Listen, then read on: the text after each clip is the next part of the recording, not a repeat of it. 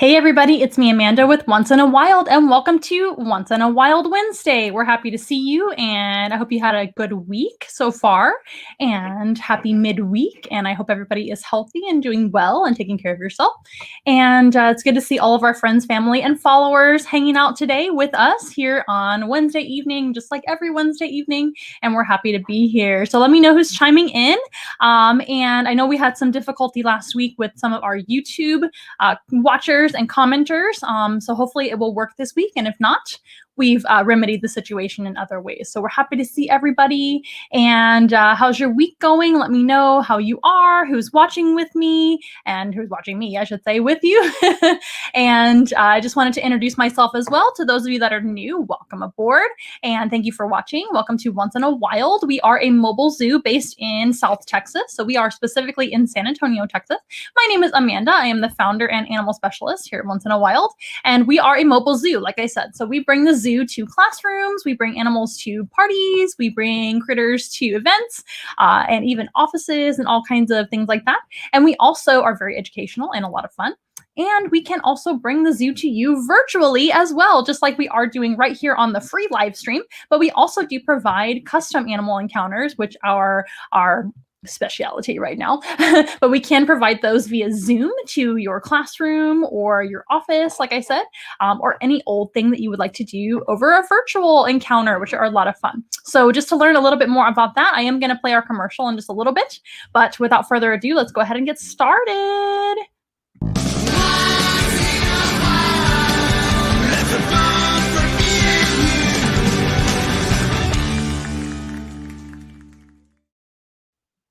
Okay, like I mentioned before, hello everyone and welcome. Again, my name is Amanda and this is Once in a Wild, where we broadcast every single Wednesday evening at 6:30 p.m. Central Time. And I know I do have a lot of viewers from all over the place, all over the United States and all over the world. So I do want to emphasize that it is 6:30 p.m. Central Time. So welcome, welcome. What we usually do here on the live stream is we bring out a few animals to meet and talk about, and it's a very interactive event as well. So we love to see everybody's questions and comments down below in the comment section. And if I don't get to everybody's comments, I usually try to go back and answer them the old-fashioned way by typing in the answers if I just don't have time or I don't see the questions and comments. But please keep them coming, and please let me know who's watching with you. And let me know if you are out there. I haven't seen any comments yet today, except for my own comments, which I was testing out. And I do want to go ahead and show our commercial for our Zoom room animal encounters, our virtual encounters. We do provide in-person animal encounters as well to the South Texas area, as I mentioned already. But if you are not in the South Texas area, or you are trying to stay quarantined right now or trying to stay safer, I understand. We do provide also virtual animal encounters, which I can share with you right now how that works with our little commercial. So let's learn about that, shall we? Meetings from day in and day out. Oh my goodness. Was your child's birthday party canceled? We have to start it over though. There we go. Sorry guys. Stuck in the house with nothing to do? Did your students miss their fun field trip that was planned for them? Are you looking for a fun team building activity for your employees that are stuck in the house with the same old Zoom meetings from day in and day out? Was your child's birthday party canceled this year because you're stuck in quarantine? Well, then we got the solution for you. Our Zoom room animal encounters are a great solution for you. In Zoom room virtual animal encounters, we can bring the zoo to you, but from the safety of your own home. They are fully customizable, and you can invite all your friends to join in and meet all the animals. They are fun, unique, and very interactive. It's also a great learning opportunity. And most of all, it's very, very simple. Just contact us to book your appointment and schedule your Zoom room. Then select the animals you would like to attend in your Zoom room animal encounter, and then send the link to all of your friends and family who are invited to the Zoom room that we provide to your email. And best of all, we can bring the animals to anyone, anywhere, all over the world. So visit us at onceinawild.com or call us today. We can't wait to see you.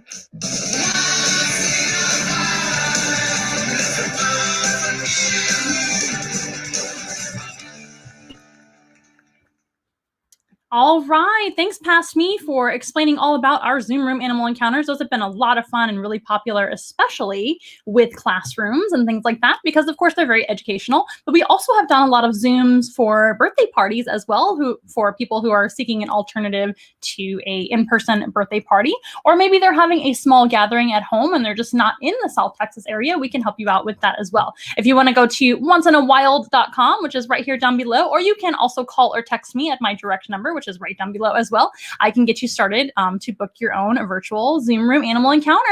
By the way, I do want to emphasize that these live streams that we do each and every Wednesday evening at 6:30 p.m. Central Time are free of charge, and we do appreciate everybody that watches and shares our videos and comments on our videos as well. But we do want to point out that we do have tipping and donation capabilities, as always. Down below are a couple of options for you to donate to our zoo, which are Venmo and Cash App, and we do also have a PayPal account as well, which are all the same handle, which are Once in a Wild. So at Once in a Wild or $sign Once in a Wild for Cash App. And PayPal is just at Once in a Wild as well. So if you have it in your heart to donate, we appreciate that. And you can do that very, very easily via those apps. You can also donate to us via our Amazon wish list, as many of you have already done. And I really appreciate that as well. But we do have an Amazon wish list as well, which is a lot of fun to go check out our wish list. I do need to update that. Excuse me, I'm already tripping over my words. I need to update our Amazon wish list to make sure that it's all the things on the wish list are definitely needed in our animal collection and for our animal. But I do want to update that to add some more items that you guys can maybe get us for Christmas or something like that if you have it in your heart to donate to our animal. And all the proceeds that you donate to either a Zoom room animal encounter, an in-person animal encounter, donating to our our cause at all, and even the Amazon wish list items all go directly to animal care and to our animals. That is all where all of our money goes right now, and it's greatly appreciated, especially during these trying times when we are trying to stay in business, frankly. So we very, very much appreciate all our friends, family, and followers who participate in supporting us in any way. So thank you so very much. So it looks like we are still having a little bit of difficulties with YouTube comments, and I don't know why. We're still trying to figure all of that out.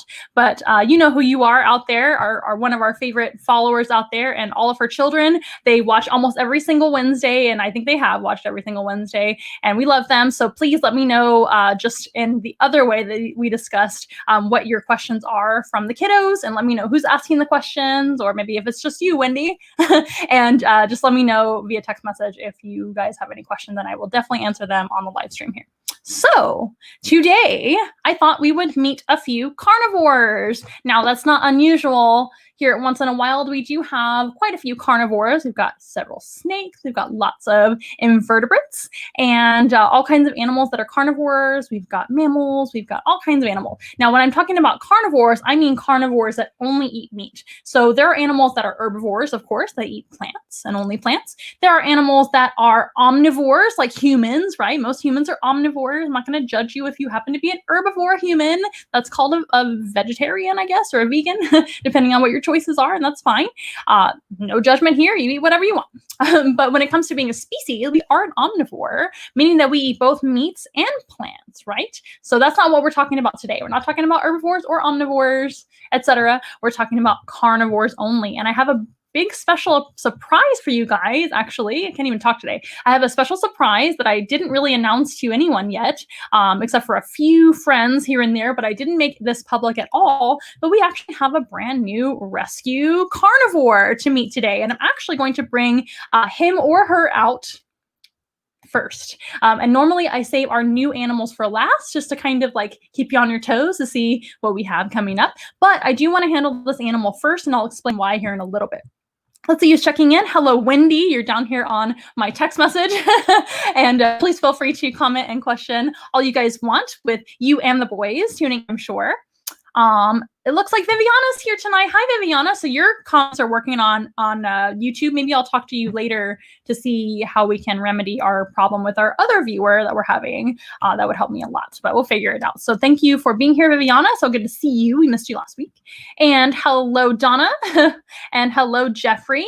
Watching with your grandma. That is so sweet. And you just told me today, I believe, that you watch with your grandma every single time, which is so very awesome. Please let me know if you guys have any questions or anything. And at all. And that goes for everybody watching. This is always an interactive event. It helps me for you guys to ask the question. So let's see if anybody can maybe guess as to what kind of animal is going to be. Now, I don't know if it's a male or female, so that should tell you a little bit of a clue onto as to what animal this is. And it's also a carnivore.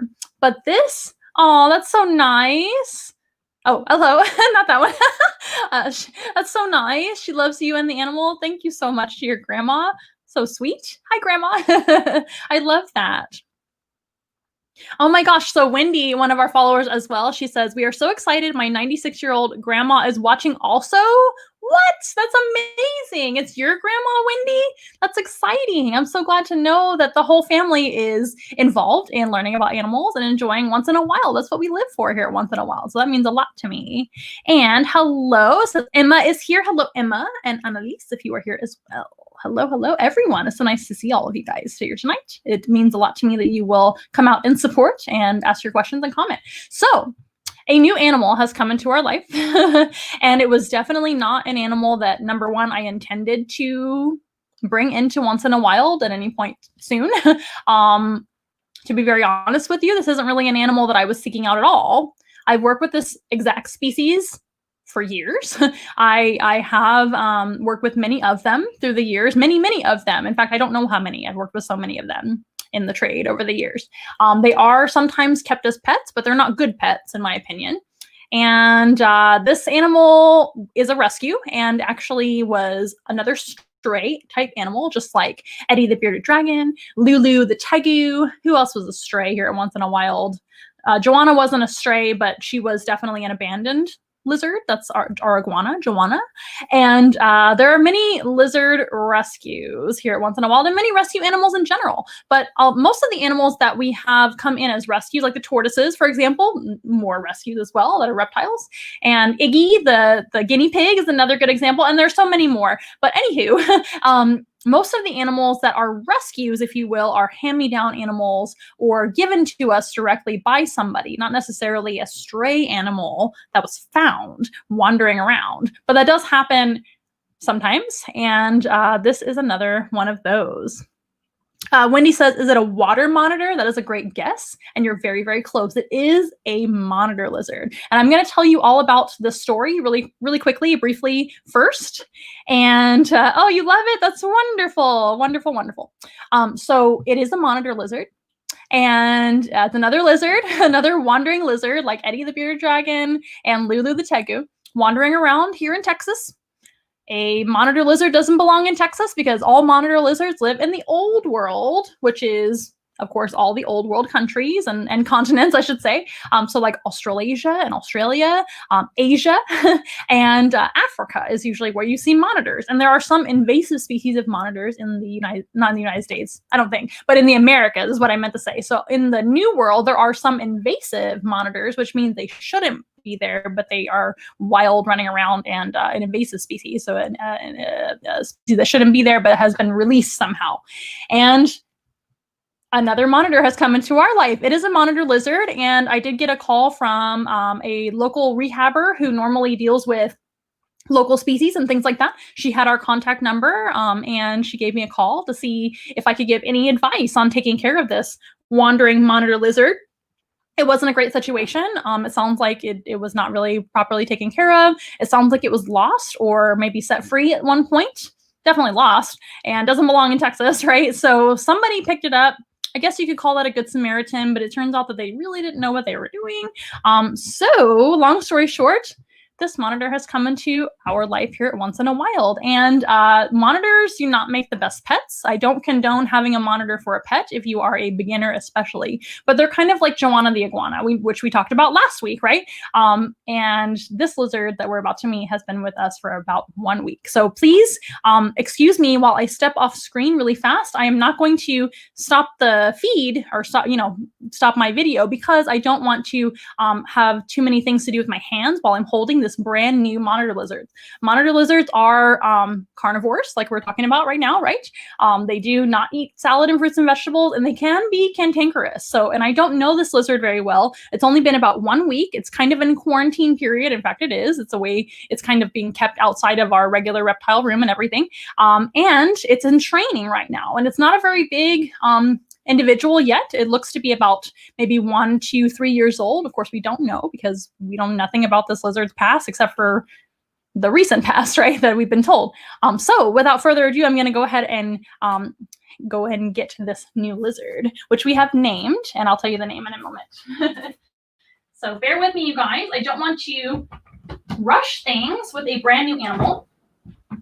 I want to make sure and go at this animal's pace, but take a look at this, and hopefully they will cooperate. Now remember, I've only had this lizard for about a week, so asking this lizard to come out and work already is asking a lot. But this particular Savanna monitor, which is what it is, it's a Savanna monitor. It's an African species, not a Texas species, not a New World species whatsoever. Remember, all monitor lizards are Old World. Looks like we have a little piece of skin on the snoot there. That's what that is. They do shed their skin like all lizards, right?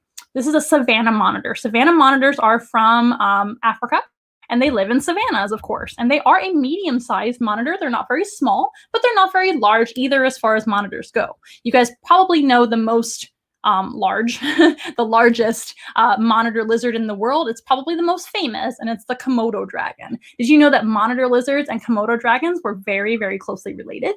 In fact, they are part of the monitor lizard family. This is a Savanna monitor, though. Savanna monitors are medium-sized monitor. They get around 4 to 5 foot when fully grown, if you want to call it that. We call it adult sized or mature size because reptiles really never stop growing, but once they're mature or breeding size, then they kind of slow their growth quite a bit. But reptiles are always kind of expanding and growing a little bit, right? At least. Now, when they are small like this, which believe it or not, this is a pretty small Savanna monitor. Good size, but not an adult by any means. This is a juvenile size. They are they do come out of eggs, as all monitors do. And when they're hatched out of the egg, they're pretty small. They're only I want to say maybe 5 inches long from head to tail, from the tip of the nose to the tip of the tail, like I like to say a lot. And they're pretty small and tiny.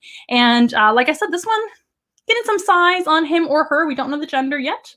It's hard to tell at this age. Once they become a little larger, then we can probably tell. We have gone with the name Dino, though, which could probably go either way. I know Dino from the Flintstones, I think, is a boy, but I think Dino would be a cute girl name as well. And so we're getting to know one another. I think this lizard is doing very well, considering it's only been here for a short time, right? But this is a very sweet-natured Savanna monitor thus far. It turns out that was one thing that I asked the rehabber that we're now friends, new friend of mine, and I asked her, well, how is the personality? Is it handleable? Is it biting? Like, what is the personality of this lizard? Because they can be kind of either or. In my experience, Savanna monitors can be trained out of their wild ways, but in my experience, Savanna monitors are kind of either or. They're either very cantankerous and trying to bite you and sometimes trying to bite your face off, or they can be very mellow, just like this one seems to be so far. Now, again, we don't know each other very well, so I'm not going to push too far when it comes to the handling and things like that, but we're trying to handle him or her every single day to make sure that they are used to us. But look how beautiful that lizard is. This is a very young Savanna monitor, like I said, no more than probably 3. Now, in the wild, I say in the wild, but with proper care, I should say, with proper diet, proper sun, proper care, everything else, and maybe in the wild, this would be about a 1 to 2 year old sized animal. Sorry, I don't want to move around too much to frighten this animal, but I would guesstimate, if everything was done correctly, this is about a 1 to 2 year old animal. Now we don't know that though. We don't know the care whatsoever, except for in the last maybe month or so, this lizard before it came to us. And of course, we're going to do our very best to take the best care of this animal as we can. But they are not an easy lizard to take care of. They don't do very well in the care of humans very often, to be honest with you. And most Savanna monitors in the pet trade, for example, are all wild-caught individuals, which means they were imported or brought in from Africa, not captive bred, like we always recommend if you get a reptile. So for that reason, they really don't make good pets. They're hard to care for and keep healthy. They also get very large for a lizard. They're kind of like the green iguana. They're beautiful lizards. They're wonderful for what they are, but they're just not good pets. And another reason that they don't live very long is we have historically gotten their diet completely wrong. So Savanna monitors are carnivores, right? And in theory, they can actually eat all kinds of animals. Whatever they want to eat, they can eat it as far as animals go.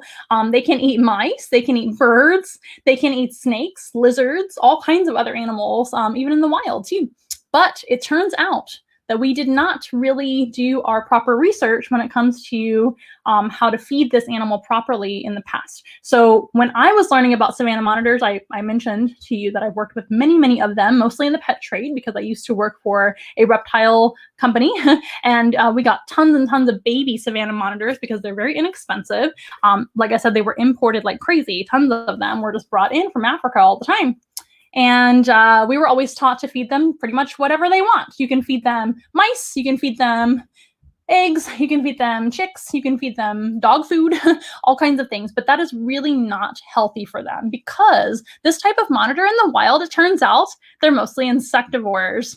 It doesn't mean they can't occasionally eat a lizard or a snake or a bird or a rodent, etc. Of course they can. They're carnivores and they eat whatever they get the opportunity to eat, right?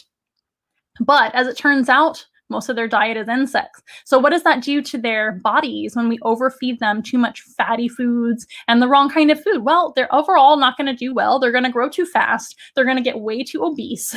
They're going to get fatty liver disease, and they just don't live nearly as long. They live about half their life expectancy in human care usually. Or historically, I guess, throughout the years, throughout the last maybe 10 to 15 years that I've known about them and known about their care, per se. So we are going to do our very, very best to now give this animal the best possible care that he or she can have, right? So hopefully all of those maybe past issues that they may or may not have will be resolved and everything will be okay, and this animal will live a long and happy life. So hello, everyone. I'm going to go ahead and try to answer some of these questions that I see. I'm not going to move my hands very much because I want this animal to be nice and calm, and he or she is doing so very well right now, right? I think this lizard is going to be a fantastic animal ambassador. It's pretty rare that they're this gentle when you first meet them. Monitor lizards are extremely smart. They're one of the smartest animals in the animal kingdom, believe it or not. And a lot of times they're too smart for their own good. They're scared of things, and even though they're a predator, they're still afraid of things. And being an African predator, that's not the largest predator in the block, if you will. There are crocodiles, there are birds of prey, there are larger monitor lizards like Nile monitors and all kinds of monitor lizards in Africa that can eat this animal. So especially as a young monitor lizard, they're pretty nervous, and they're so very smart that they're always looking around, they're always thinking, they need things to do all the time, they get bored easily, so they're very, very challenging. But let's see what we can see as far as questions. So thank you so very much for commenting and questioning. I've had it for 1 week. Yes. So 1 week so far, doing well. We were getting a little wiggly, but not bad. Jeffrey says, oh, that's definitely a bub. I've had it for 1 week. Yes. So cute. Thank you. Handsome. Well, we don't know if it's a fellow or a lady. So we're going with the name Dino, which I think, would be cute for a girl as well as a boy. Good lizard. Good lizard. You're doing well. Dino is going to be the name of this animal. Now, we were going to wait to maybe see what gender, but I feel like an animal this intelligent and that I'm going to be handling a lot just needs a name now. So we're going to go with Dino, and we love the Flintstones, so that works really well. These guys are very dinosaur-like, although not as closely related to dinosaurs as like birds are, but I still think that it reminds us of a dinosaur, so we're going with the dinosaur name. So I was trying to think of something cute that would work for either gender, but women can be handsome too, I suppose, Donna, right? And he said, cool. Okay, Asian water monitor. Okay, I'm going to do something really fast. A water monitor. Christopher guessed water monitor, so it is a monitor, right? So there are many, many species of monitor throughout the old world, which are all the countries, you know, of course, in the east, from the east of the Americas. Like I said, in, well, countries, continents is what I meant to say. Not all the countries have monitor lizards, Amanda, but continents is what I meant to say. I'm concentrating on this lizard and it's scratching my hands. So I'm trying to make sure we're both comfortable here. As you can see, they do want to kind of walk around. They're extremely active animals, which is another super challenging thing about them is they are diurnal, so they're usually active during the day, right? And this animal also needs a lot of heat and ultraviolet light and all the good things that most diurnal lizards need. They are carnivores that eat a lot of bugs, and they're big carnivores that eat a lot of bugs. They need a lot of bugs to stay healthy and some other supplemental things as well in their diet. And also, they like to move around. So being held is a training process. Although this lizard is very, very well behaved and doesn't seem cantankerous or aggressive whatsoever. Humans, the nails climb, so moving around wiggly is okay. But I can only take so much as a human with soft skin. So anyway, Christopher guessed monitor. That's very good. Asian water monitor is another good guess. That's not an animal we can house here at Once in a Wild right now. Now, the long-term plan for a Savanna monitor, even though this is a medium-sized monitor, not the largest in the world, obviously. There are larger monitor lizards that could be animal ambassadors, etc. Like a black throat monitor or something like that would be pretty cool. In my opinion, though, I am not in the market for a black throat monitor or anything large like that, or even a crocodilian at this point, because they take a lot of room and they take a lot of care, as I said before. So Savanna monitor is going to be plenty of monitor for me for now.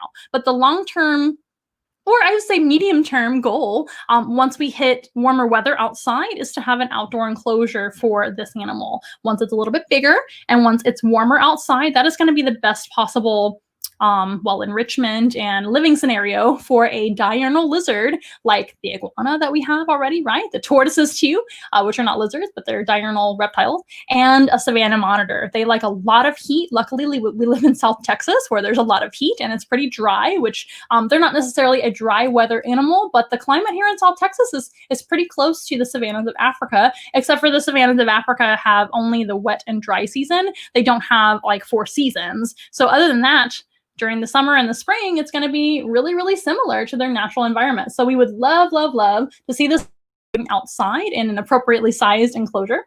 For now, it's going to be living in a 200-gallon enclosure, which I'm sure this lizard will really love once it's out of quarantine. Anyway, but a Asian water monitor would be much too large for us to house as of now. We do not have room for an Asian water monitor. They are just as large almost as a Komodo dragon lengthwise and not quite as heavy as a Komodo dragon, but they do require a ton of space.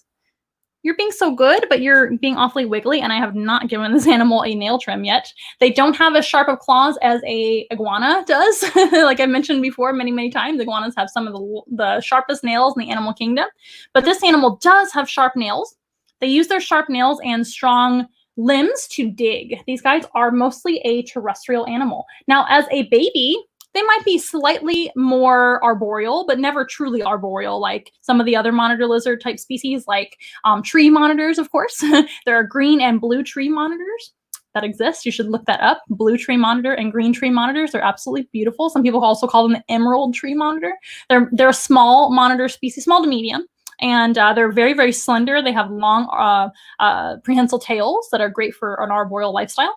But that is a truly arboreal animal, not this one. This one is a terrestrial animal as a species, but as a juvenile or baby even, these guys do a lot more climbing than an adult Savanna monitor. But their claws are mostly used not for climbing, but for digging. And these guys are going to be terrestrial and subterrestrial. They love to dig a burrow underground, and they do that on termite mounds and things like that in Australia, similarly to a hedgehog. Hedgehogs also live underneath termite mounds, so a hedgehog may run into a Savanna monitor at some point. Now, I don't think they would get along very well, but a hedgehog, like we've discussed before on the show, they have a great defense mechanism with all those spines. So Savanna monitors usually don't mess with hedgehogs, to my knowledge. Most animals don't.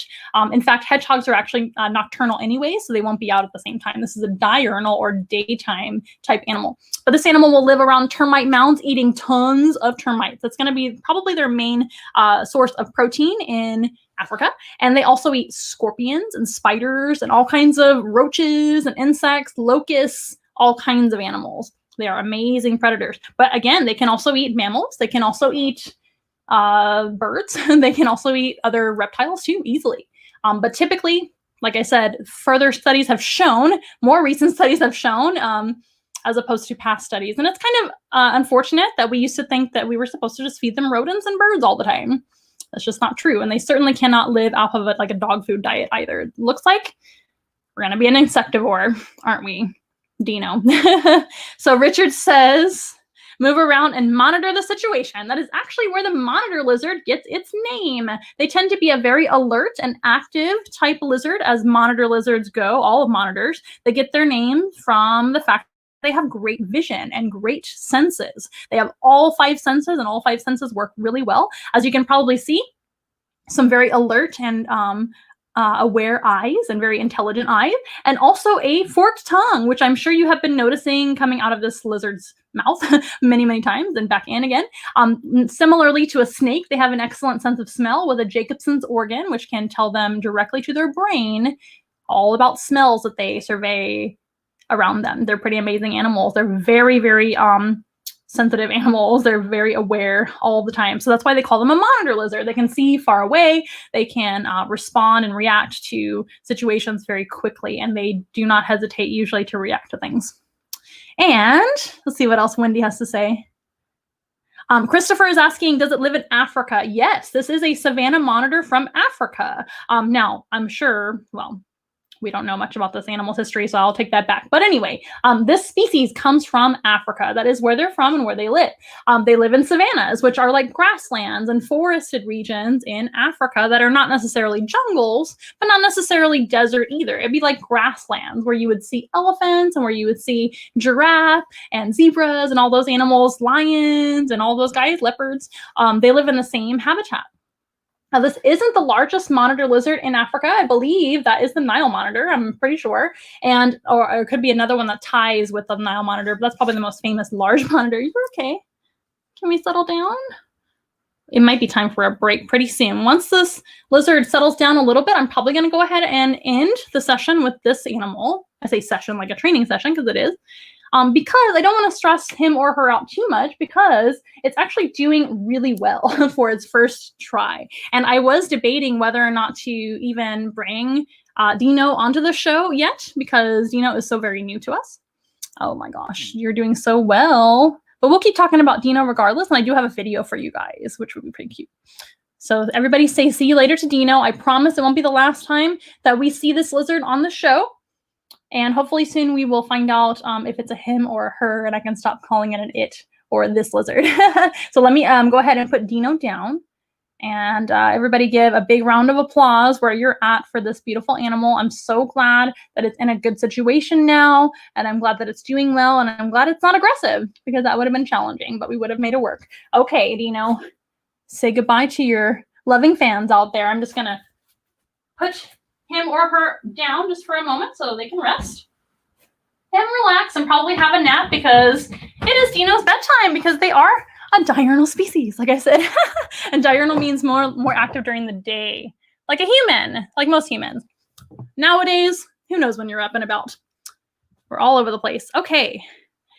Does it live in Africa? Yes. So they live in the savannas of Africa. Like I said, Komodo dragons are Christopher's favorite animals. Like, your favorite animal overall is a Komodo dragon. That is a fascinating animal to learn about. If you haven't already, I'm sure you have. If it's your favorite animal, they are amazing. Did you know that Komodo dragons not only have nasty bacteria in their saliva, but they also have venom in their saliva? It's fairly newly found out that Komodo dragons are indeed venomous. They are traditionally venomous, so their bite has venom, and their bite also has a lot of bacteria. So that would not be a good animal to get bitten by. Komodo dragons are by far the most dangerous lizards on the planet, and close second is probably the Asian water monitor, which is almost the same size as a Komodo. They're not quite as hefty looking, excuse me, but they are just as long and quite a formidable predator. Excuse me, you guys, dry throat. You can get your own Once in a Wild sticker at onceinawiled.com, by the way. Let's see. And Komodo dragons, of course, live in the Komodo Islands, which is in Asia. So Komodo dragons are only endemic to the Komodo Islands, which I find fascinating. It looks like grandma of well, Wendy's twins. Is it Wendy? Is it your grandma saying this or the twins' grandma? I need to clarify. But somebody's grandma says, you are very brave to hold him. Well, we don't know if it's a him or a her. We're guessing. We don't know. So stay tuned. But this lizard is actually potentially quite a dangerous animal. So a Savanna monitor, when fully grown, can get around 5 foot or so. Maybe 5.5 foot would probably be the largest that a male Savanna monitor could get. Females are smaller, so I'm hoping for female. That way it's a little bit more easy to house and easy to take care of and easier to hold. That would help me a little bit. But if Dino happens to be a male, that's fine. We'll deal with that.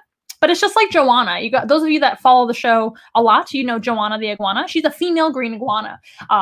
Green iguana females are smaller than males. Males can be 2 to 3 times as heavy and large as a female, so they are much larger. And it's just everything just gets a little bit more difficult. Now the attitude of a female and a male Savanna monitor is about the same. I never noticed any difference really. I never really paid attention. Maybe I didn't know or think about that. But I think male and female can both be tame or not. And like I said before, it's kind of like either or. So I'm excited to see what the future holds for our new Savanna monitor. I was definitely taken aback to get the call about a Savanna monitor. I was more than happy to, of course, give advice and care advice and all of that for this woman, who now is a friend of mine, a new friend. But she really couldn't keep the lizard at all. And I kept asking her questions about it. And like, are you able to hold it? Is it friendly? How's it doing? And so, over a few days, I was kind of texting her and asking her all the questions that I needed to know. And I was like, you know what? Maybe this is meant to be. So I went ahead and went for it. And I said, yes, I will go ahead and take this monitor. And let's see what else you guys have to say. How much does it weigh? I don't know. I actually haven't weighed Dino yet, but I can definitely get back to you on that. I need to go ahead and do a weight just to make sure Dino is healthy and everything like that. But like I said before, Dino actually looks in really good shape. I'm very, very pleased to see that, considering he or she probably didn't have very good care before me. That's what it sounds like. And was probably either an escaped pet or let go, which is not great either. And this animal, by the way, would absolutely not have survived the winters here in Texas, because believe it or not, we do get some cold weather here in Texas. And it was a little more north of where we are here in South Texas. And they are not adapted to cold weather at all. They're a animal that lives in Africa, and Africa doesn't get winters.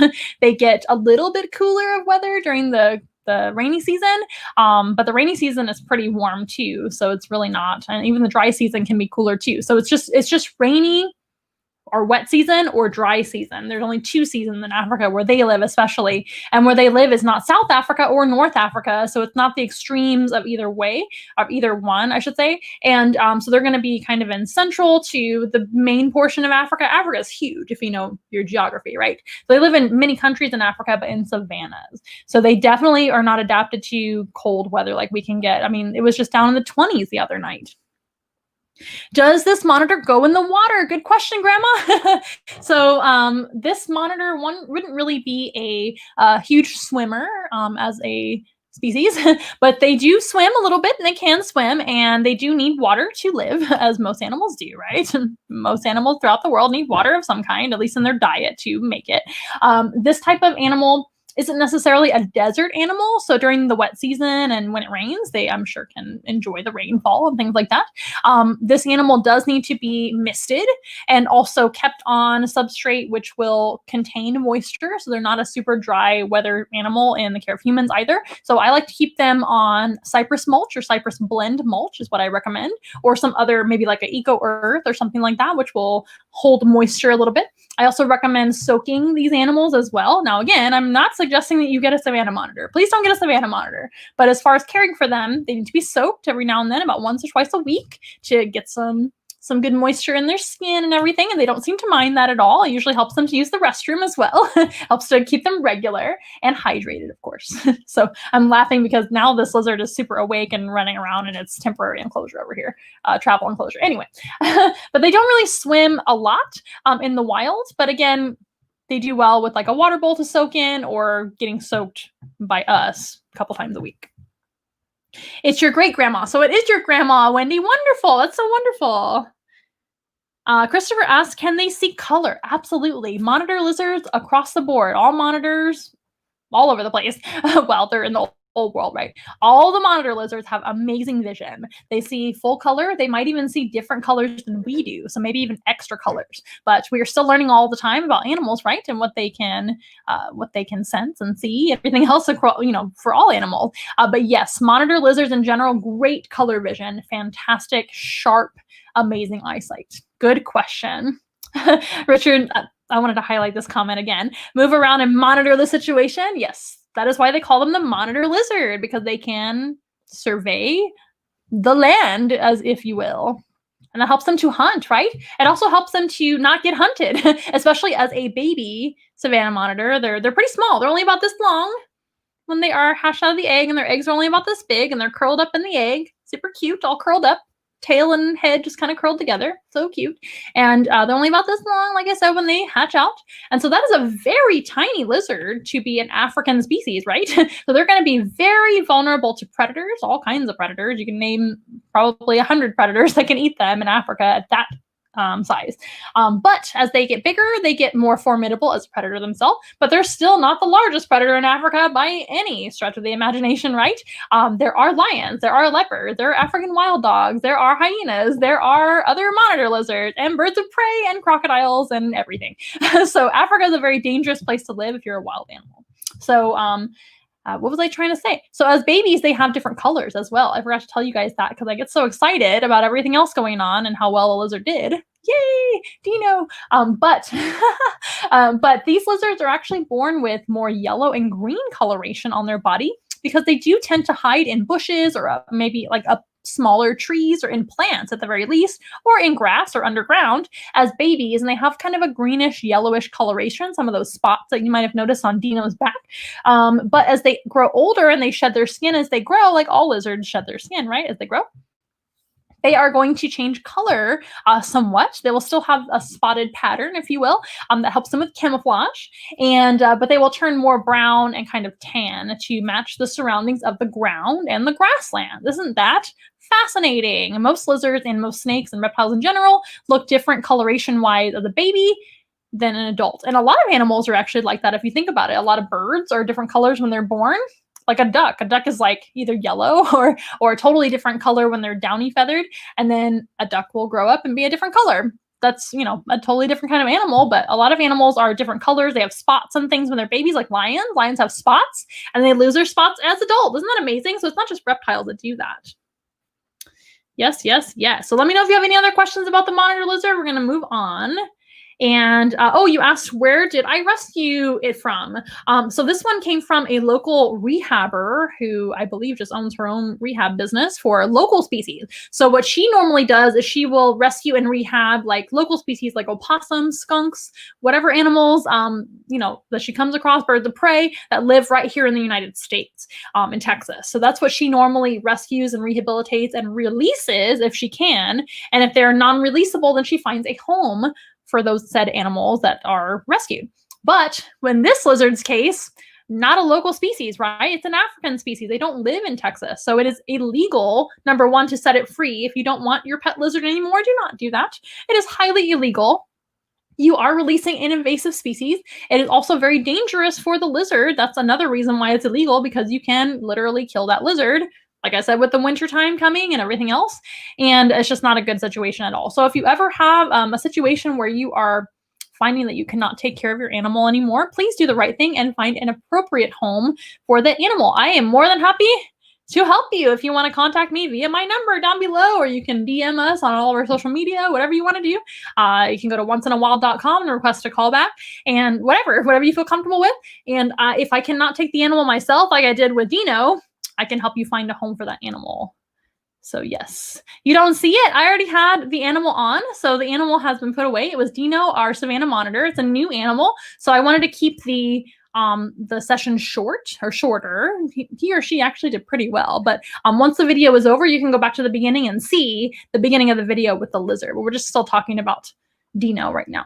African wild dogs are your favorite? Yes, they're one of my favorite canines as well. Not my favorite animal, but they are beautiful animals. And thank you for clapping for Dino. Dino did a great job. So let's go ahead and show you a video of Dino eating. Would you like that? So we're talking about carnivores today. I almost said monitors. We're talking about monitors, but we're talking about carnivores today. Now, I do want to re-emphasize that monitor lizards, especially Savanna monitors and larger monitor lizards, are not good pets, especially if you are not a reptile enthusiast or expert. Please do not get a Savanna monitor, but this Savanna monitor just kind of happened to us, and we're happy to take care of him or her now.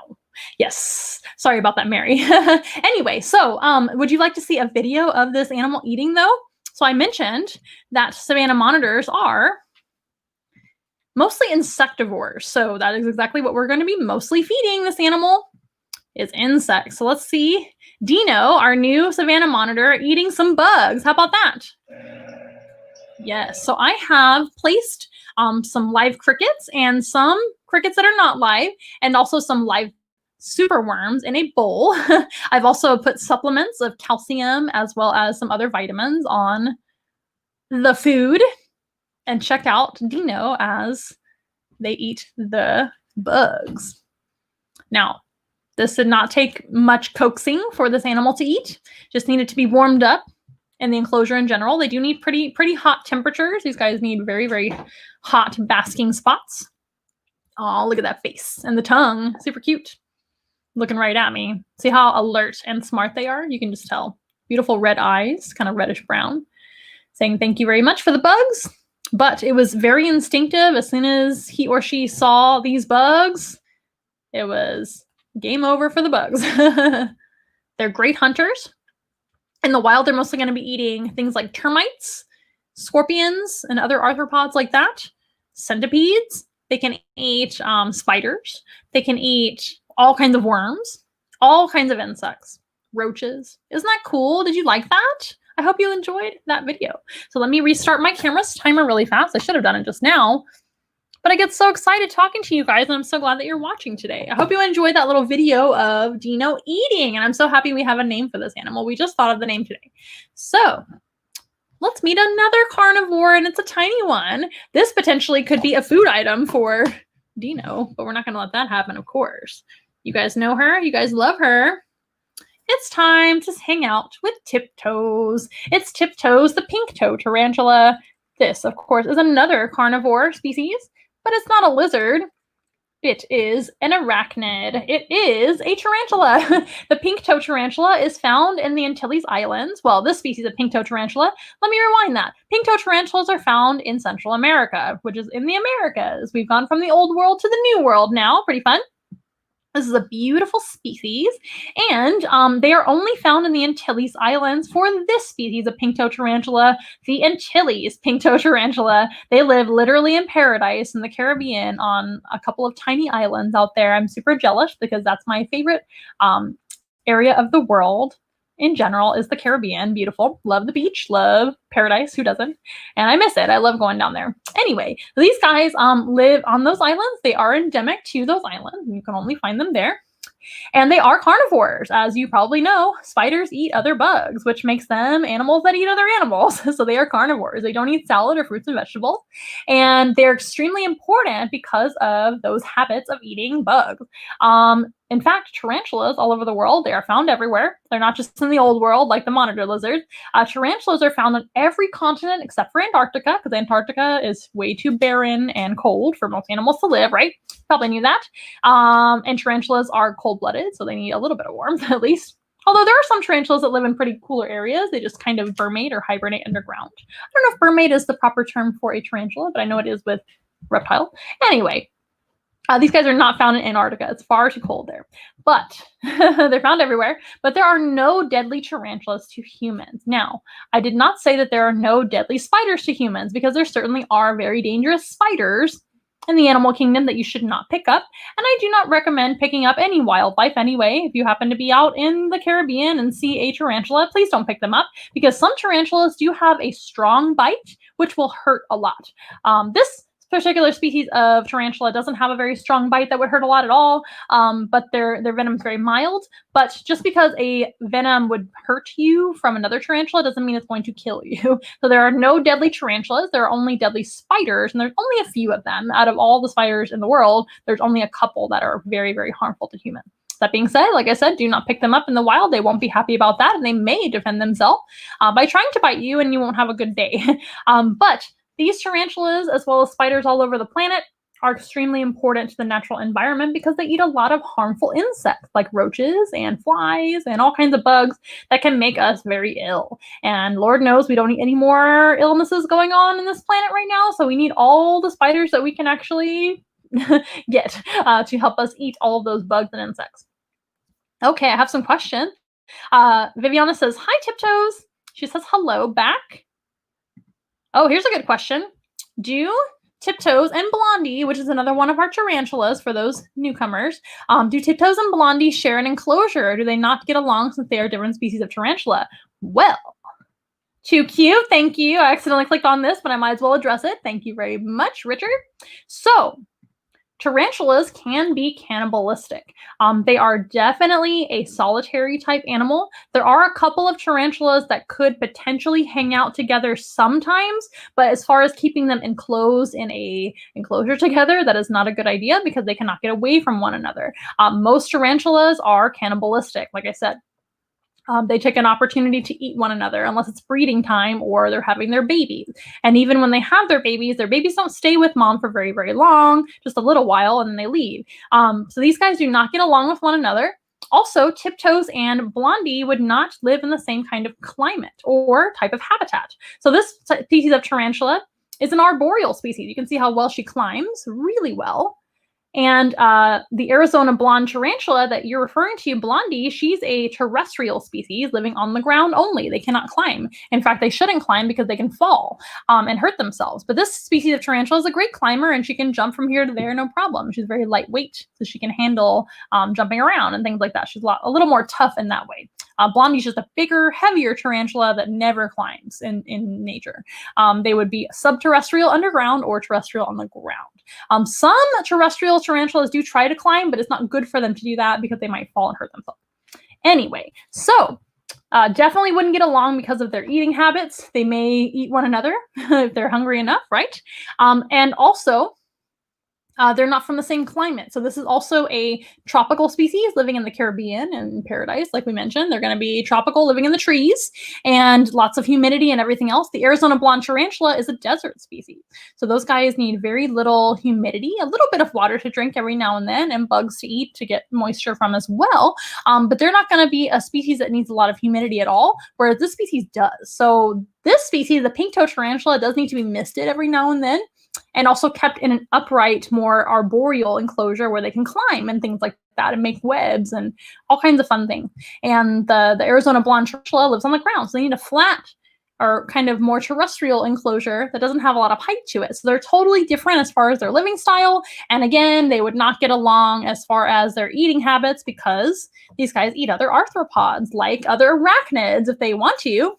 So that wouldn't be good. That is a great question, and I'm so glad that you brought that up because I'm here to educate everybody, right? So maybe you wanted maybe somebody out there watching wants a pet tarantula, maybe not you, Viviana, but maybe somebody else, and they didn't know that you can't cohabitate them together. And you can't. Unless you are a professional tarantula breeder or something like that, you have a lot of experience with that. Do not put tarantulas together because they may frankly, kill each other. So that is not a good idea. In fact, even in nature, when tarantulas come together for breeding, the female oftentimes will actually eat the male after breeding is over. Here's a good question. Does she use a web to catch food or wait and pounce? So these guys will make webs, and their web looks just like Halloween webbing. It's kind of like cobweb looking, but they kind of weave it like in a back and forth pattern and make like little hammocks out of their webbing. She does a really cool job of making web. Maybe I'll show that on a picture sometime here on the live stream or a video. It's really neat. They make webs really quickly, like most spiders do. Like overnight, it'll be like a bunch of webs in there. It's pretty cool. And yes, it is a spider. Are you excited? This is a pink toe tarantula. Her name is Tiptoes, for those of you just joining us. But they don't really catch animals in their web, as far as I know. So this is a very good question. But what they will do is actually feel the movement on the web. So if they're hanging out in that web hammock, imagine like the web hammock. I don't know how else to describe it. Okay, no, it's basically like Halloween webbing. Like when you string Halloween webbing from here to there, maybe like on a picture frame or something like that. I've decorated picture frames for Halloween like that before. It's really neat. And they will do that in like the tree branches or like in a little hole in a hollow tree, or maybe from leaf to leaf or something like that, or between two sticks. And they will kind of live in that little webbing area, like hammocks and little tunnels and things that they've made. And it makes them feel a little bit more secure to have like little walls around them, I guess. And they can also feel vibrations with all their hair. So tarantulas are covered in hair. They're not mammals, but they have hair all over their bodies. And their sense of touch is their most sensitive sense and their main sense that they use to sense the world around them. How many times can I say sense in one sentence? Sense in one sentence is hard to say. Anyway, so these guys do feel vibrations with their hairs, and if an animal lands on their web and they are sitting on their web, they will feel the vibrations on the web, just like most spiders do. But it just doesn't look like other spider webs that you might think of in your brain. At least I used to think of like Charlotte's Web, for example. You guys all know the movie Charlotte's Web or the book Charlotte's Web. She would write pretty things in the web, but that's the kind of web I think of as like an orb weaver or a garden spider makes a web, right? These guys make more of a solid web that looks like Halloween webbing or cobweb. But yeah, they can feel vibrations on the web, and most spiders do, right? And when they feel the vibration, then they will pounce. So to answer your question, yes, they do pounce. They don't really catch animals in their web or wrap animals up, to my knowledge, or anything like that. They go ahead and pounce, and they use their two front arms here. So spiders, including tarantulas. She's waving at you guys. Spiders, including tarantulas, have 8 legs and 2 arm-like appendages called pedipalps. And those pedipalps are usually what they're going to grab their prey with. Once they sense the movement, they'll jump forward, grab with their pedipalps, and grab with their 2 front legs simultaneously at the same time, right?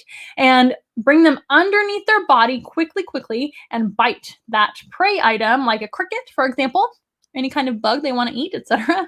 Come on, or a male spider, I guess, sometimes. But and then they will bite with their fangs that they have. The fangs are actually usually carried underneath the face when they don't need them. That's why it's hard to see them, especially on a small spider like this. They're underneath.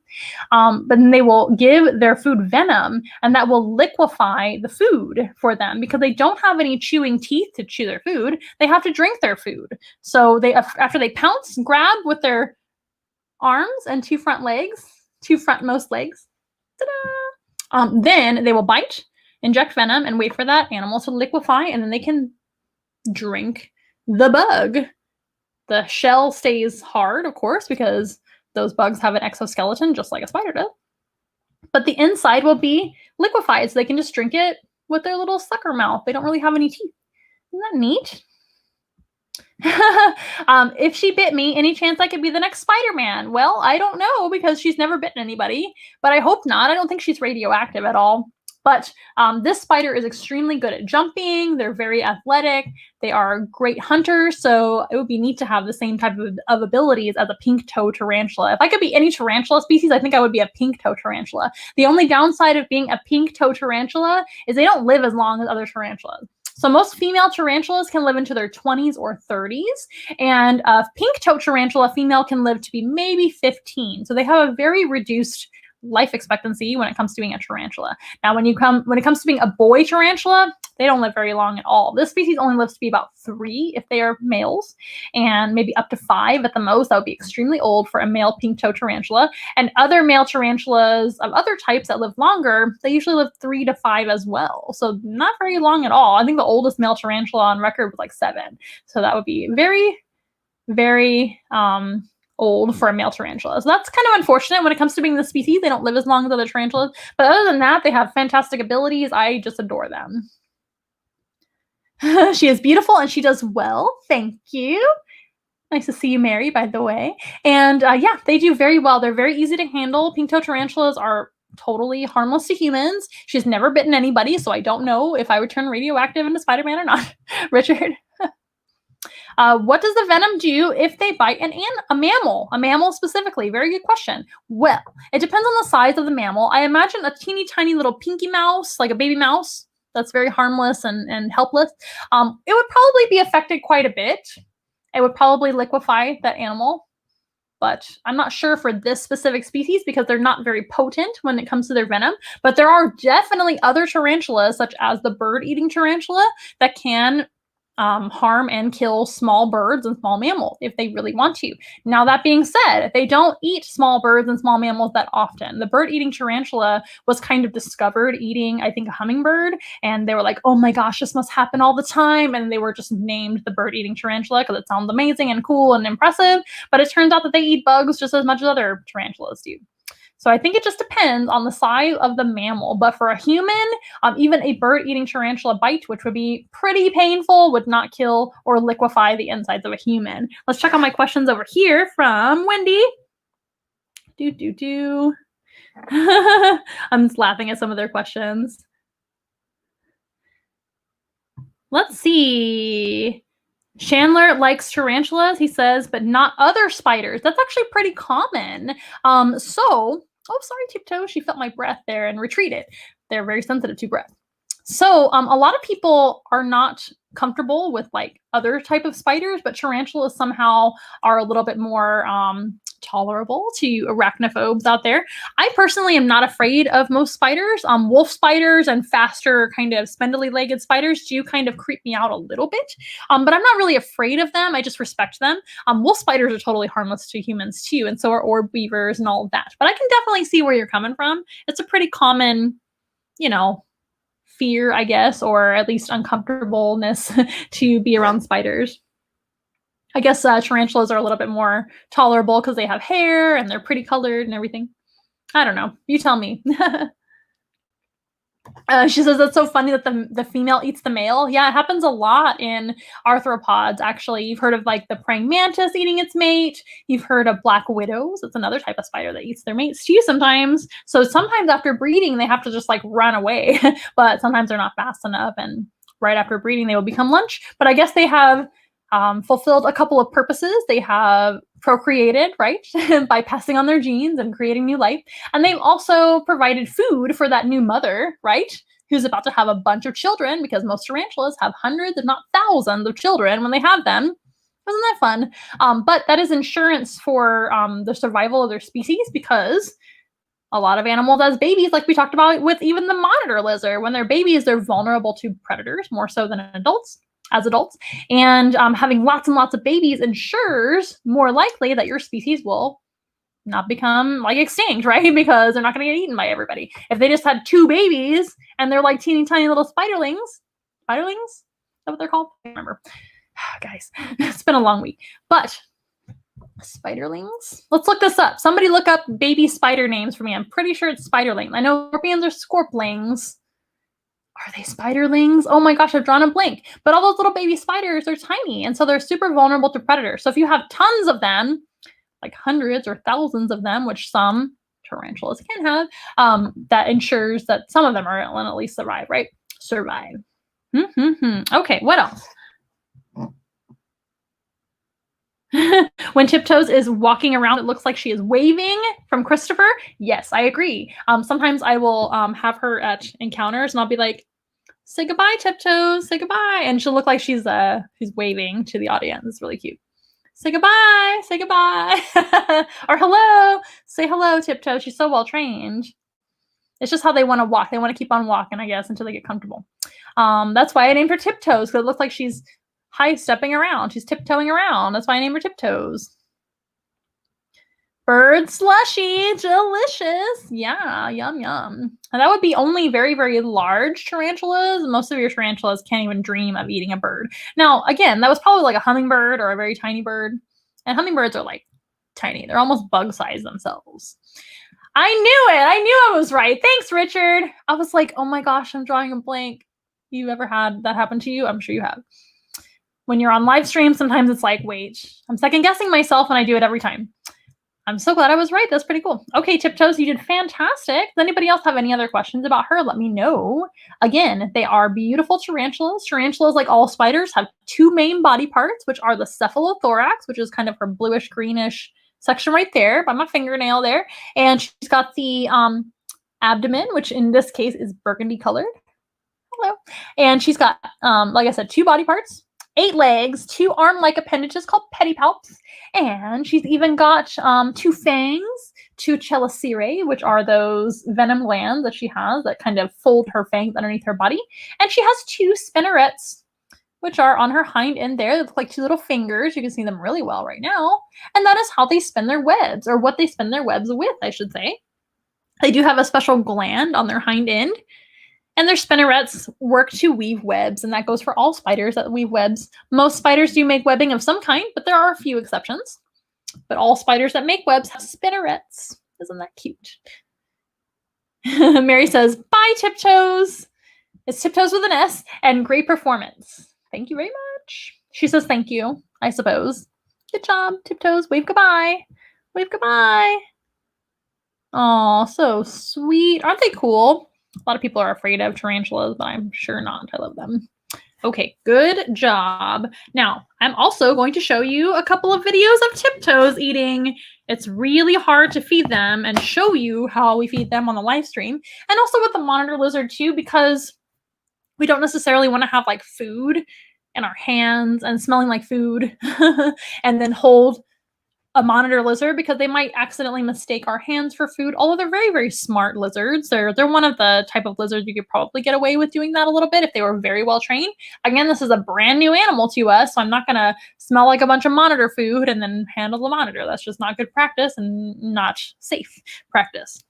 So, what was I saying? It's hard to feed them on the program, which is why I brought a video. Now we might do that another time. Maybe I'll have another setup where I can show you how he or she eats live, but I thought it would be just as easy to bring a video. But I also brought a video of Tiptoes, the tarantula, eating. Would you like to see that? I'm sure you would. So let's show you that. The first one is going to be in slow motion. And then the second one is going to be after she already has the food and how she kind of holds on to it. And you'll see that. So let's show you the first video.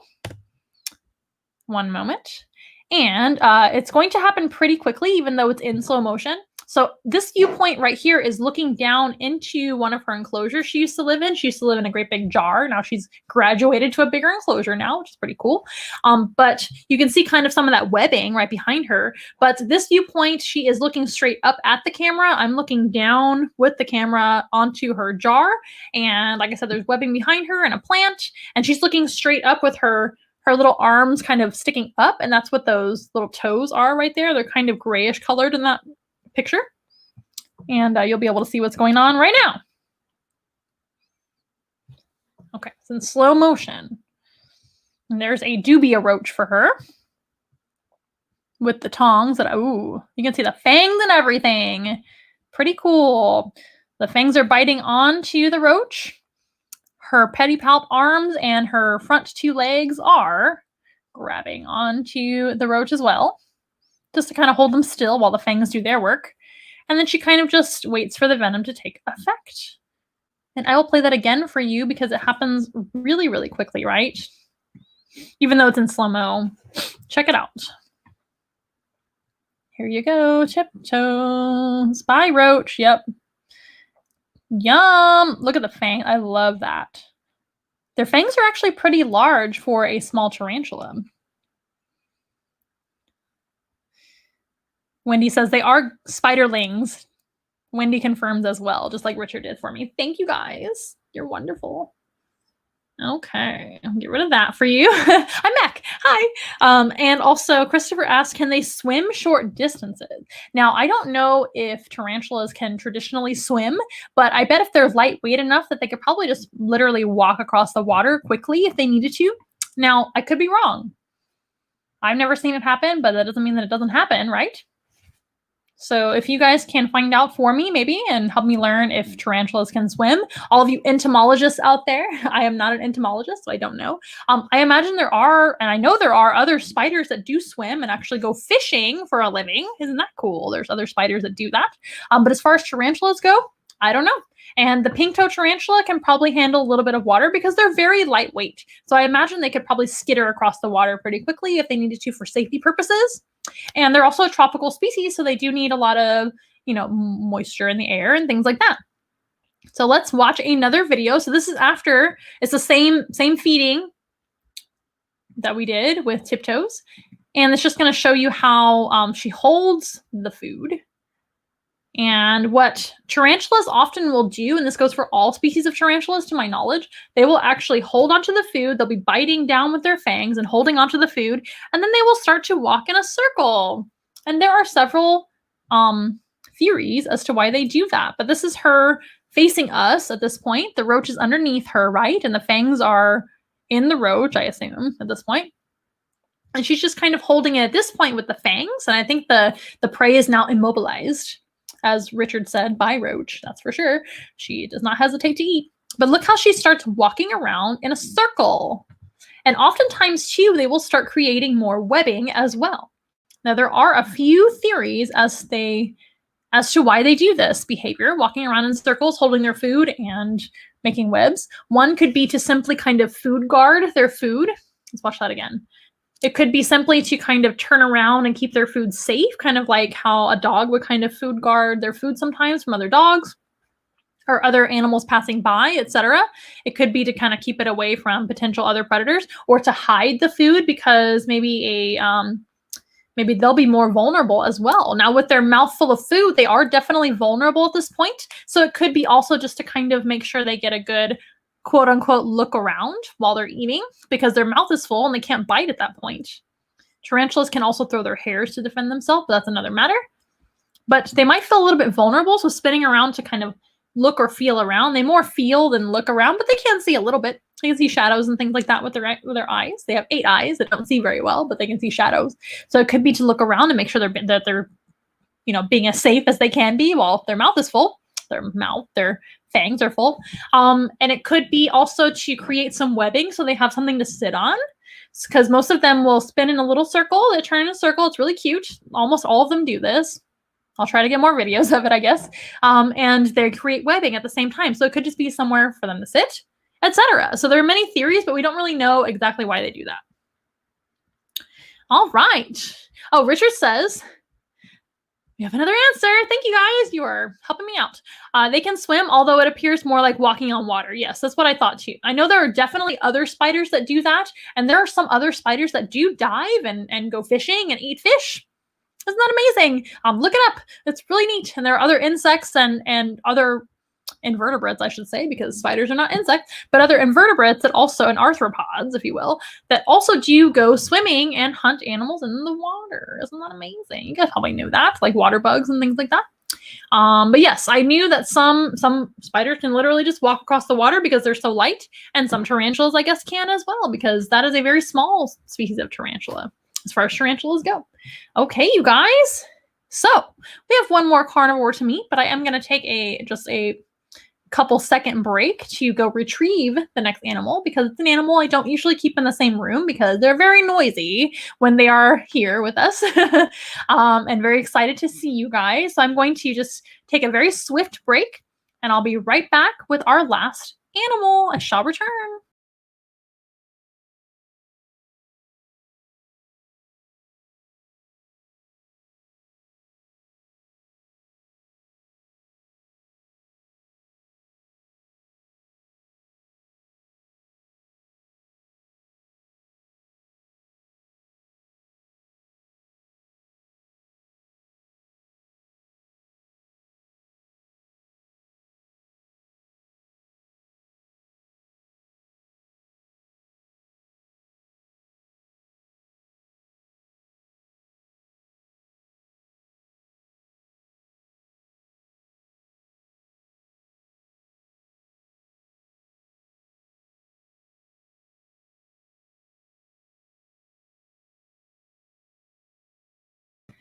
Hey guys, I'm back. So since we're talking all about carnivores, I can't leave out your favorite mammal carnivore here once in a while, the only mammal carnivore. It's the ferret. We have Loki out here today. We have Loki and Thor here once in a while, of course. And they are both ferrets. They are brothers from another mother. They are adopted brothers, if you will. And ferrets are obligate carnivores. They are not an animal that would be an omnivore or a vegetarian whatsoever. They only eat other animals in the wild and should only eat other animals in the care of humans as well. Right now, he's getting some wonderful chicken flavored baby food, his favorite treat. As you can probably tell, he really enjoys it, and that helps him to give him something to do while we're being held out here on the program because he is awfully wiggly, as ferrets tend to be when they are just excited for life. So Loki is a ferret, like I said, and the domestic ferret, which he is actually has been domesticated for about 3,000 years. We know it's at least 2,600 years, but probably around 3,000 years. And they were originally domesticated for the purposes of hunting, not hunting them, but for them hunting with us. So they are such good hunters as a part of the weasel family. So weasels are, of course, weasels, ferrets, badgers, wolverines, honey badgers, otters, all those guys are in the weasel family, ermines, etc. They are amazing hunters. In fact, they are top tier predators in their own environment. This animal is from Europe originally. So the domestic ferret comes from the European polecat, which is a wild version of the ferret, just like our domestic dogs come from wolves originally back in the day before they were domesticated, right? They had to come from somewhere. And I guess that Europeans back then really needed something to help them hunt rodents and help them hunt rabbits and other game animals. Now, rodents, of course, are not usually game, but a lot of people now and back then had rodent problems, and they needed animals to help hunt the rodents. So a lot of dog breeds were actually bred for rodent eradication. Did you know that? A lot of terriers and things like that. And ferrets as well were actually raised and bred over time to become a little bit more handleable and trainable and less wild to be able to hunt rodents in people's homes, castles, whatever it would be back then. And very, very rich and important people, important, quote unquote, important, rich people, people that had money and were able to hire people like trainers to train ferrets for them and hunt rodents in their homes and things, would do that. And then eventually they started becoming pets as well, just like a lot of other animals were domesticated for certain purposes and then became more of a traditional pet. In fact, the ferret started becoming more of a pet when they started having different colors of ferrets come out, like albino. Occasionally, they would get an albino ferret, of course, just like any animal can be albino on occasion. Albino ferrets are white with red eyes, and most albino animals have red eyes, right? But not every albino animal has white fur, but ferrets did have stark white fur and red eyes when they're albino. And when that would happen, it would be really, really hard for them to hunt on the field, unless it was wintertime, right? Which in case I'm sure they would use them sometimes in the wintertime in the snow. Oh my gosh, you're so cute and hungry right now. But when they had white ferrets, they would oftentimes give them to quote unquote important people whenever they would have a white ferret born, because they would be seen by the prey items like rabbits and rodents and things when hunting, and they would be less effective in the field or in people's homes, believe it or not, as a white animal, because white animals stand out more. Like I said, unless it's wintertime and there's a lot of snow, which that does happen in Europe too. As you might imagine, they have full-on winters and full-on 4 seasons, whereas we don't really have cold winters here in South Texas, but we do in some parts of the country. But anyway, food on the nose, food on the nose. But that's what these guys were originally bred for, was their hunting skills. They were so good at hunting those animals that we were able to kind of learn how they could help us hunt. Isn't that amazing? Let's see. Richard says, as an avid fisherman, there are also lures that look like spiders. So it's probably dangerous to walk on water. Yeah, it would be dangerous for the spider. Now, it doesn't happen very often for some of those species that we talked about. For some of the species we talked about, like the water-dwelling spiders that eat aquatic animals, they're in the water a lot. But a lot of spiders are vulnerable in the water for sure, because there's all kinds of fish and other type of animals that eat spiders in the water, right, when they fall in. Viviana says, hello, Loki, and your dachshund. Yes, your dachshund is a type of ratting breed, right? Because they're so short, they can get underground and go into tunnels and things and hunt rats and other vermin and even hunt rabbits and things like that too. Christopher asks, do ferrets live in the forest? Yes. In Europe, where they come from, originally as a wild animal, the European polecat is what they're called in the wild, but it's a type of weasel, so we'll just say weasel. So the weasel that the ferret comes from, they do live in forests. They live all over Europe, anywhere where they can have like a wooded area to find prey, like rabbits and birds and fish and all kinds of animals that they eat in the wild, because they can eat almost anything because they're very good carnivores, very good hunters, top tier predators in their natural environment. They live in forests. They live in all kinds of places. They can be terrestrial and subterrestrial. They don't do a lot of climbing, and they're not really an aquatic weasel like an otter or something like that. Otters are highly aquatic and also terrestrial. These guys are terrestrial and subterrestrial. So they live in dens underground when they want to rest and hang out with their fellow ferrets and things like that. They also oftentimes will actually take over an animal's den or warren when it comes to a rabbit, for example. Rabbits make dens and warrens underground in Europe. Not every species of rabbit does that, but the European rabbit, where this animal would hunt them in nature, do make warrens or tunnels underground with lots of rabbits. So a lot of times if they can find a rabbit warren, they will go in there, hunt and eat the rabbits, and then just take over their home. And that's a very effective way to find yourself food and shelter at the same time. So yes, they do live in wooded areas too. William asks, how fast can they run? Pretty fast. Ferrets are very quick when they want to be, but I wouldn't say that they're sprinters or anything like that. They run in small bursts here and there, but they're extremely fast in small bursts. I don't know how fast a ferret is, like clocked speed or anything like that. Maybe something else we can look up as well. Fun. We're looking up all the facts that I don't know today. Thanks a lot for helping me with my job. But these guys can be extremely efficient when it comes to hunting. You know how fast a rabbit can be. Rabbits in the wild can run up to 45 miles an hour. And these guys can outsmart and hunt rabbits. And other weasel species like tiny weasels and ermines can actually hunt animals about 10 times their own body size. This animal, the European polecat / domestic ferret, can hunt animals about 5 times their body size. So big rabbits, birds, etc. All kinds of mammals and birds and things that they can hunt, and fish and all kinds of things. Pop goes the weasel, pop goes the easel.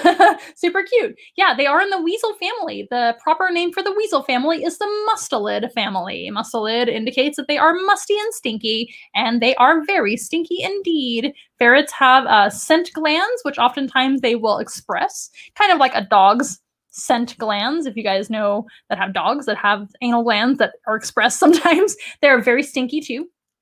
But ferrets have kind of a musty smell, kind of a skunky smell. Skunks are distantly related to the weasel family, but skunks are kind of their own thing now.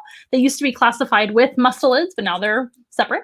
But skunks, you know how skunks smell. Skunks have an extremely musty smell. These guys smell similarly to a skunk, but not quite as strong, and they can't spray you with like a spray for defense. These guys, for defense, instead would either run away.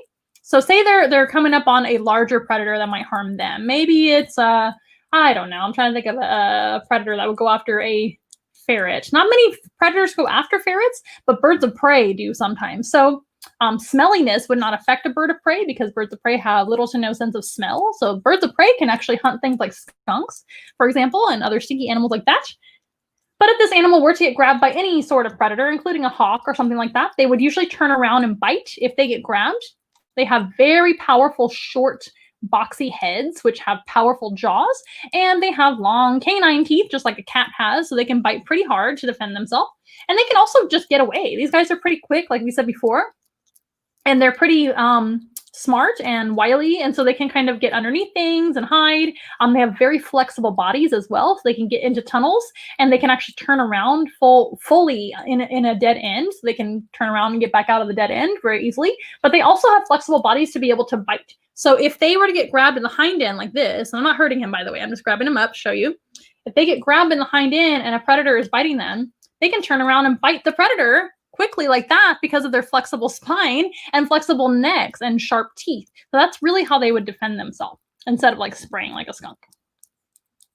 Cedric says, hello, Cedric. It's weird that so many predators are cute. I know, right? So I find it funny that a lot of the animals that humans think are cute are very dangerous, like tigers and bears and things like that. Oh my, lions and tigers and bears. Oh my. And a lot of people are afraid of like snakes and things, which, you know, look very different than us and aren't traditionally cute, even though I think they're cute. I think snakes are super cute. But it's funny what people think are cute and what are scary to me. I always find that interesting psychology, isn't it? Very good comment. And I love your tree kangaroo profile picture, Cedric. Tree kangaroos are one of my favorite marsupials on the planet. I used to work with those guys. And here I was thinking they all smell with their noses, Richard said. Yes. Maybe I should say stink.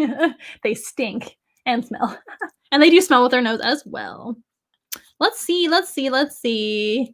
Are they related to the European polecat? Absolutely. That's exactly what this animal is actually coming from in the wild. That is the wild version of the domestic ferret, like Loki is here. And Loki specifically is actually a European polecat hybrid. That's right. You've ever heard of a wolf hybrid when it comes to being a dog? Sometimes wolves and dogs are bred together nowadays for like special breeds and wolf hybrids, and sometimes huskies and wolves are bred together, or German shepherds, or all kinds of breeds, right? You've heard of a wolf hybrid. He's a European polecat hybrid. So he's actually got direct genetics to European polecats. His mom was a hybrid.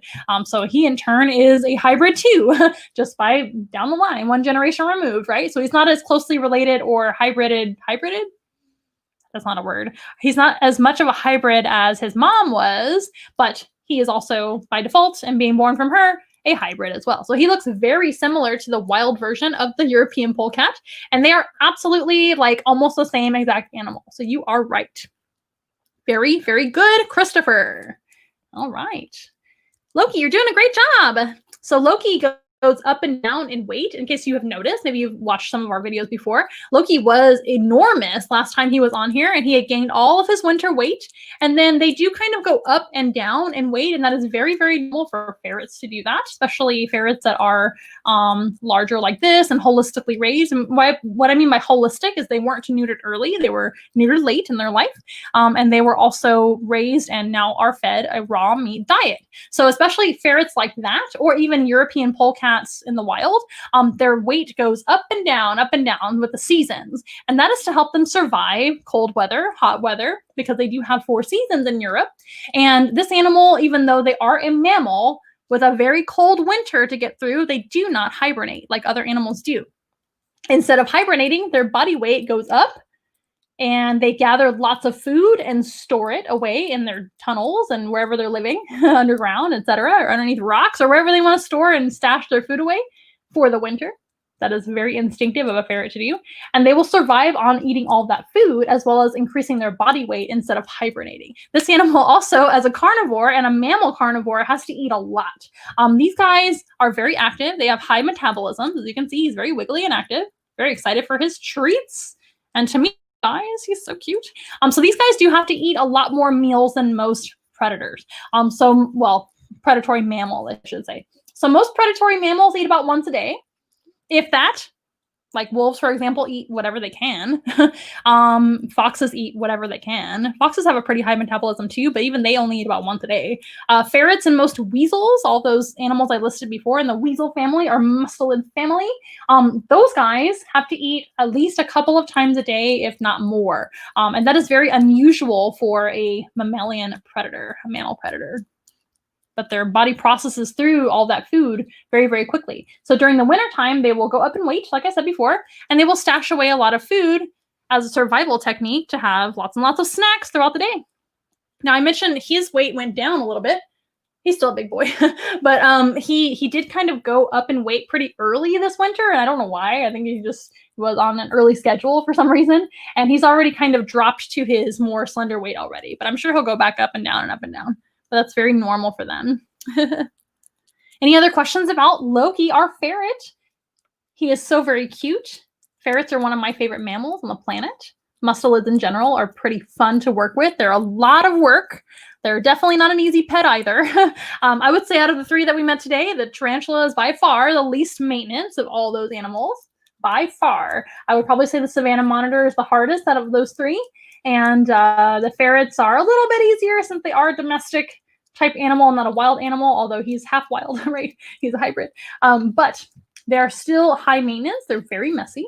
They're very smelly. They poop a lot. They can be litter box trained and everything, but they also need a lot of exercise, a lot of food. You have to do research on how to properly feed them and take care of them. Ferrets, unfortunately, as well, right now, our ferrets are in quarantine. They do not go on public programs because guess what? Ferrets can get COVID and other human diseases like the flu and things like that. They can catch those diseases. That is very unfortunate because I would absolutely love to take our ferrets on more outings and things like that we're doing now. By the way, if you would like to book a program, please let me know at onceinawild.com or calling my number down below. We would love to help you guys create your own animal encounter, whether it be virtual or in person. But unfortunately, the ferrets, as much as they love this cool weather, they can't go anywhere right now because we're keeping them safe away from humans, other than us and some of the people that take care of them and things like that here with us. Yeah, they are not going anywhere. So that's another challenge with ferrets right now. I definitely don't recommend getting ferrets right now. If you guys are ever interested in having a ferret for a pet, do a lot of research, but don't get one right now because of COVID. They can absolutely get sick from that, and there's no vaccine for humans, and there's no vaccine for ferrets for COVID. So very important. All right, Loki, you did a great job. I'm gonna have to pause really quick to put him away because, as you guys know, I put him away in the next room.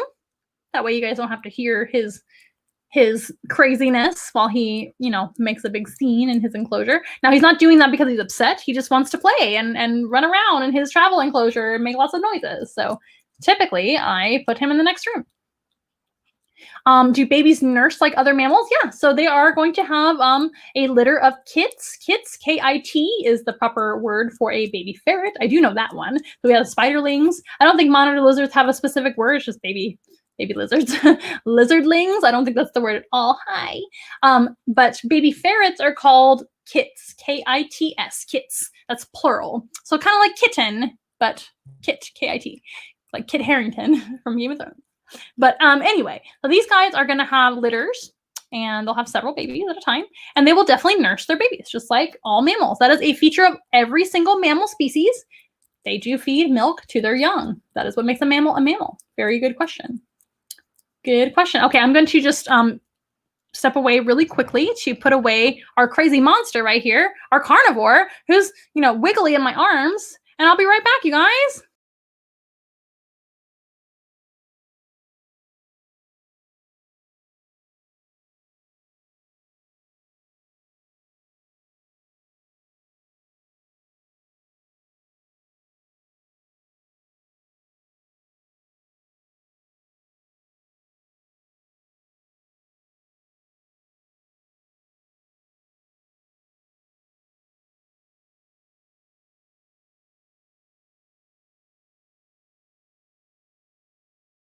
Okay, thank you for your patience. Trust me, you don't want to hear Loki's shenanigans the whole time. So that's why I put him in the next room, and he's perfectly fine, I promise. Pretty soon he'll get dinner and get playtime with his adopted brother, Thor. So I'm so very glad that all of you came to see me tonight. It was wonderful to see all of you guys. It's been a minute since I've seen a few of you. And let's play you one more video. And of course, it's a ferret video, since we just met our ferret, Loki. So this is an example of what we feed our ferrets here at Once in a While. They do get a variety of meat items like rat and chicken and pork and beef and all kinds of things. Other birds and other mammals as well. And this is going to be a bowl of their food and them eating it. And please do not be alarmed. It is a bowl of rat parts. So here's your warning now. Carnivores eat meat. So that's what we feed our ferrets. And they are on a balanced meat diet. You cannot just feed whatever to a ferret if you don't know what you're doing. It requires a balanced plan to feed them the proper way so they don't get sick. So let me go ahead and show you this. It's so delicious. You can already see some of the parts. They do eat the bones. They do eat the fur. They do eat all the organs. And this video is going to have Thor, our white ferret, and Loki, our dark ferret, eating some food. And we'll end on that. There's Thor now. Wendy says her cats were watching as well. Cats are also obligate carnivores. They should be on an all-meat diet as well, or a very high-protein cat kibble, of course. or cat wet food. But cats are obligate carnivores too. They should not be fed fruits or vegetables. They're amazing predators. Cats are incredible predators. We love cats. Ferrets, the same. They're obligate carnivores. So that right here in this video, they're getting fur, organs, bones, all the things. Now, a lot of people ask me, why don't I feed them just like a whole mouse or a whole rat? First of all, a whole rat would be, well, depending on the age of the rat, but a whole large rat would be too much food in one feeding because they would literally just take it and store it away. I mentioned how ferrets like to stash away their food. Our guys are no different. So instinctively, Loki got caught in the bowl there. Instinctively, ferrets, if they see a big food item like a full rat, they'll be like, oh my gosh, I need to store this away for later because this will be a feast for me later. So we want them to finish their food every time they're fed their meals. So we do cut it up so that they are more likely to just go ahead and eat it then and there. Because of course they don't have to worry about storing away food here with us. They can just go ahead and eat it. I'm gonna make you guys watch it again. What do you think? What do you guys think? Wendy says, excellent show. Thank you. She says her triplets are eating dinner and the video doesn't even bother them. They love it. I'm so glad you guys are desensitized to our animal videos by now. That's what you get when you are a long-term fan of Once in a Wild, I guess. Once in a while. But it's very important to feed your animals the proper diet. And if you have a carnivore, they're supposed to eat meat, just like we talked about proper diet with the Savanna monitor. We were getting that wrong for a long, long time in Savanna monitor care, and I do plan to do this one right, and we'll do our very best and see what happens. But hopefully not too far gone on that lizard, right? Because we'd have no idea what they were being fed. I heard that their favorite food was eggs, which is not necessarily bad for a Savanna monitor to eat eggs on occasion, but it shouldn't be like the only thing that they're fed. In fact, they should be fed, if you're going to pick one item, it needs to be invertebrates, so insects and things like that. But for ferrets, they need a variety of meats, and there's a lot to learn when it comes to having them fed on a balanced raw meat diet. You can't just go feed them whatever. So it's a long story. It's a lot to talk about. That'll be for another day. Maybe I'll go over all of the ferret care in a video. It's been a long time since I've done like a proper topic video. So maybe soon I will do another pet care topic. Feel free to suggest some suggestions for the live stream for another time. This is always an interactive show, like we all would know. We all know that. So it's so good to see each and every one of you guys. Richard says, eating eggs makes me think of Baby Yoda. I know, that episode made me a little bit upset at Baby Yoda because I loved that frog lady so very much. I call her Frog Mom. You guys don't know how much I love frogs. But Baby Yoda's fine, I guess.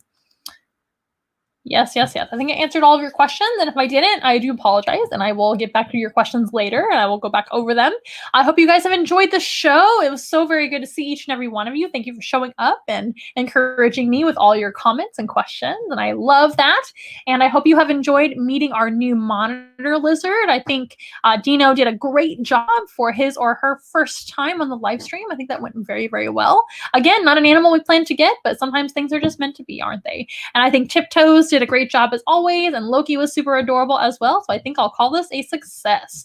So we hope to see you guys next time, next Wednesday at 6:30 p.m. Central here at Once in a Wild. We are nothing close to ordinary, but we love to be your friend. Hold our hands and let's have fun together, singing as loud as you can. Everybody singing Once in a Wild. Get together. Once in a Wild. I wanna hear you say Once in a Wild. And that's the fun for me and you.